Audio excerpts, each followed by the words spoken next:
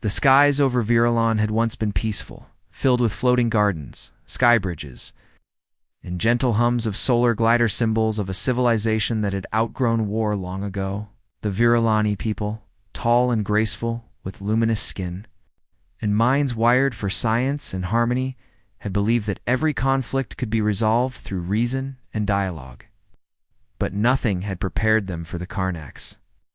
They came from the blackest reaches of space, not as diplomats, but as a swarm endless, mechanical and without any sign of thought or mercy. Entire cities fell in silence, absorbed or dismantled by the hive. Desperation crept into the Virulani council chambers, and as their protective satellites blinked out one by one, the High Speaker authorized a distress signal, one that carried across the stars, encrypted with their cultural signatures, directed toward anyone who might hear. For days, there was no reply. Many among the Virulani gave up hope. Then a signal returned, short and without flourish. Message received. Reinforcements en route. Confusion spread among the council. The signal had come from Earth, a relatively young species, known only in passing references, often described as chaotic and primitive. They were not part of any major alliance, and no ambassador had ever visited Virulon. Some hoped they might bring aid, others doubted they would come at all. But 3 days later, the skies changed. Without ceremony, without political welcome, they arrived dark, angular ships that seemed to hum with power. The Virulani looked up in silence as human vessels dropped out of faster-than-light travel in precise formations, casting long shadows over the planet's fragile upper atmosphere. These were not ships of exploration. These were ships built for conflict. No gold plating, no elegant curves-only armor, engines, and the dull red glow of weapon systems held in reserve. At their center flew the lead vessel, the HNS Gallant, a name etched into its side like a silent promise. A voice spoke through all open channels, clear and steady. "This is Captain Marin, Voight of the Terran Defense Fleet. We are here." Us, the enemy. There were no flowery greetings, no questions about culture or politics. The humans had come because someone had called for help. The Virulani were stunned not by the size of the fleet, but by the purpose it radiated. There was something strange in the way these humans moved, something that felt older than war. Though their ships were advanced, their eyes, when seen, in the first video transmissions, held the weight of history. The Virulani scientists scrambled to understand Earth's technological level, but the data didn't match what was known. It was as if the humans had hidden their true capabilities. Perhaps no one had ever bothered to look closely. And now they were here, not as curious newcomers, but as a force ready to act. As the Karnacs gathered beyond the system's edge, preparing another wave, the humans didn't waste time. Their ships spread out in silent coordination, establishing defense lines, scanning the void, and powering up systems that even the most advanced Virulani engineers couldn't fully interpret. Some among the council questioned the humans' intentions. After all, Earth had never before interfered in galactic affairs. Why now? And why with such speed? But the answer was found in the captain's first transmission, now repeated across internal channels. "We do not wait for war to find us. We end it before it begins." Something had changed in the tone of the story. The Virulani weren't just receiving help. They had summoned something far more unpredictable. Humanity had heard the call, in the void, and they had answered, not with words, but with arrival. The sky above Virulon, once soft and blue, turned dark and strange as shadows spread across the upper clouds, not from any threat the Virulani had ever known, but from the massive shapes of human warships descending from orbit. These were not graceful cruisers or artistic craft like those of other peaceful worlds. They were black ships, massive and silent, shaped by function rather than form, and heavy with armor and weapons that had no names in Virulani language. As they hovered above the planet, blocking out the sun and parts of the sky, a signal came through every frequency, spoken calmly and without hesitation. "We do not lose wars. Show us the enemy." The voice belonged to Captain Marin Voight of the Terran Defense Fleet, and though it was the first time the Virolani had heard her name, they would not forget it. Unlike the soft-spoken envoys of other races, Voight did not speak in promises or poetic symbols. She carried the presence of someone who had seen the edge of survival and chosen to keep going. The Virolani leaders, unsure of how to approach this new force, agreed to a meeting. Captain Voight arrived not in gold robes or a shining transport, but in a simple black uniform with a row of quiet medals pinned near her shoulder, each one earned, not gifted. In the council chamber made of crystal and light, her presence was like stone among water. She did not bow and she did not flatter. She studied the maps of the Karnak spread out before her, asked 2 short questions, and then began giving orders to her fleet. When asked what Earth wanted in return, she simply replied, "Survival is shared. If you fall, others follow." We've learned that the hard way. Her words carried the weight of history the Virolani could barely guess at, and they began to understand. Humans were not part of the usual political games played among stars. They were something new, or perhaps something old, something lost to time. Not invaders, not rescuers, they were problem solvers. Warriors, yes, but not the kind who burned without thought. They were calm, focused, and oddly quiet for people. About to face an unstoppable swarm, around the planet, human dreadnoughts took positions with precise coordination, deploying satellites and scanning drones faster than the Virolani systems could keep track. No celebration, no delays. They moved. With a kind of unity that did not rely on ceremony, the Virolani scientists tried to understand the human ships, but most systems were locked behind layered defenses and artificial intelligences that responded with polite denials or blank silence. What little they saw coil-based weapons, cold. Fusion drives, automated countermeasures was enough to make even their brightest engineers sit back in awe. Yet it wasn't the machines that impressed them most. It was the people. Human crews operated under high pressure, but their eyes were steady, their voices calm. They were not afraid, were prepared. And that unsettled many in the Virolani Council. How could a species so young, so new to the stars, be so ready to face what the rest of the galaxy feared? Captain Voight offered no explanations. She only asked for access to planetary defense systems, detailed locations of Karnak's activity. In silence, while her team worked, there was no room for panic in her voice, no drama in her words. The humans began to train the Virolani defense teams, not in using weapons, but in thinking differently, acting under pressure, prioritizing survival, trusting instinct and data side by side. One young Virolani, Lumareth, asked a human officer why they came with such force when so little was known about them. The officer, a quiet man named Brooks, simply replied, "Because you called. That's enough." Those words spread across the Virolani networks like a quiet fire. For the first time in many rotations, there was a sense that perhaps the darkness coming from the stars could be stopped. Perhaps there was still a chance to fight back. The Karnaks, still gathering beyond the outer moons, did not yet know the shape of their new enemy. But the humans did. They had studied, planned, calculated, and they were not waiting. In the stillness before the next wave, the people of Virolon looked to the sky not with fear, but with a new kind of hope, drawn not from poetry or dreams, but from the cold, focused arrival of ships built not to escape war, but to end it. The black ships had come, and with them, a promise made in action, not words.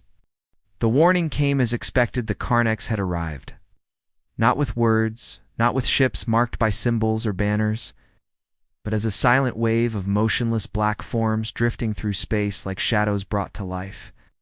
They did not communicate or hesitate, they simply advanced, a swarm of endless, shifting shapes closing in on the Virolani outer colonies with a terrifying calm.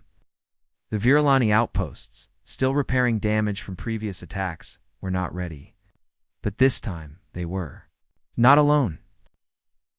Before the swarm could reach the inner system, Captain Voight activated Operation Iron Shield, the plan that had been quietly building since the human fleet first arrived. Dozens of kinetic platforms deployed from orbit, rising like towers from the atmosphere into low space. aligning with clockwork precision. Then came the railgun's massive weapons that used magnetism to launch solid projectiles at incredible speed. No explosions, no light shows, just pinpoint strikes that tore through Karnak's formations like paper. Automated drones, each controlled by artificial intelligence tuned to adapt in real time, launched in swarms of their own, not to match the Karnak's numbers, but to outthink them. They moved as a cloud of logic and learning, drawing the enemy into traps and false paths, guiding them where the railguns waited. The Viralani watched the battle unfold on their screens with wide eyes and silent hearts. For the first time, someone wasn't retreating from the Karnaks. The humans weren't holding ground, they were pushing forward. The Karnaks lost hundreds, then thousands of units in the first few hours. The hive seemed confused, unable to adapt quickly enough to the flexible, calculated chaos the humans delivered. But the Viralani learned something else in that moment. Humans didn't just fight with weapons. They fought with strategy, patience, and a kind of hard-earned calm that made even the coldness of the Karnaks feel less terrifying. War does not come without cost. As one Viralani evacuation ship tried to break free from a collapsing outpost, it was suddenly surrounded by Karnak's drones that had broken off from the main swarm. There was no time to flee, and the Viralani crew prepared for the worst. Then, from above, a human cruiser HNS Valiant diverted from its position and entered the danger zone. The Valiant did not pause. It moved directly into the path of the Karnaks, taking hit after hit from energy pulses and cutting beams that overloaded its shields. But it did not stop. With its final energy reserves, the ship launched a protective net of drones that formed a temporary shield, giving the Viralani transport just enough time to escape into orbit. Moments later, the Valiant's core failed and the ship broke apart, its name flickering across communication logs one last time before silence. On Viralan, news of the loss spread quickly. Many expected grief or anger, but among the human command, there was only quiet. No mourning speeches, no dramatic displays. Captain Voight read the name of the ship aloud in the briefing room, recorded it into the fleet archive, and then moved forward with the next stage of the plan. The humans did not forget their fallen, but they did not stop to weep. Their strength, the Viralani realized, came not from how they avoided loss, but from how they kept going after it. They marked the Valiant's position in space with a silent Bacona small, glowing marker that blinked once every minute. It sent no message, but all who passed would see it and know. The Viralani, once peaceful thinkers, felt something stir in their hearts. It was not joy or sorrow, but something else, a quiet respect, born from witnessing not just power, but purpose. The humans had not come for glory. They had come to win.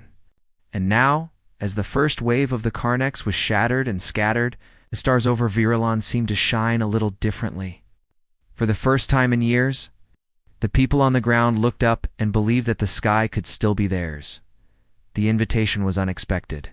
Captain Marin Voight, known for her precise orders and focused silence, extended a simple request to the Viralani leadership: send observers to the moon of Viralan, now scarred and hollow from years of Karnak's raids, to witness human ground operations firsthand. The Viralani, curious but hesitant, chose one of their leading minds to go, Kailash, a scientist and historian who had spent his life studying life forms across the stars, but had never once worn armor or touched a weapon. He arrived with a diplomatic escort, stepping into the gray dust and jagged rocks where the human forward base had been established in the ruins of an old Viralani research station. It was not beautiful. Metal structures rose like bones out of the surface. Drones buzzed overhead, and soldiers in bulky, practical suits moved with the precision of a well-practiced orchestra. There was no decoration, no ceremony, only motion and readiness. Then, the alert came. Karnak scouts, detected in the crater's shadows, moving toward the human perimeter. Kailash was told to stay close to the command tent, but his translator, Drone, allowed him to listen in as a single human squad was dispatched to intercept. No air support, no heavy weapons, just 5 Marines moving into the dark. Kailash, against advice, followed a safe path to a nearby observation deck high enough to watch from a distance. What he saw was not just a battle, it was a lesson in something the Virulani had never understood. The humans moved through the shattered moon terrain like they belonged there. Their movements tight and coordinated, their voices low but clear. As they passed signals and covered each other with a kind of instinct that did not come from commands, it came from trust. The Karneks attacked in numbers that should have overwhelmed any normal force. Drones crawled over rocks, launched from hidden hives, and encircled the squad within minutes. But the humans did not break.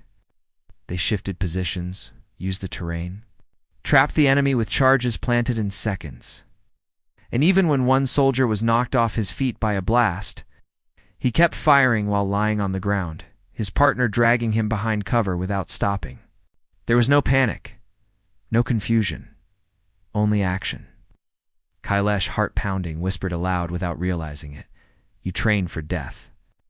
Moments later, a quiet voice came from the communicator, and he realized Captain Voight had heard him. Her reply was simple, steady, and carried more weight than any philosophy book he had read.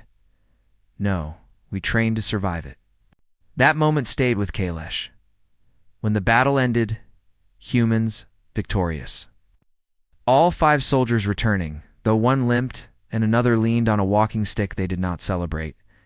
They checked their gear, wrote reports, and helped patch the damaged wall where the Karneks had breached. Kailash walked among them later, asking questions, and found himself surprised not by what they said, but how they said it.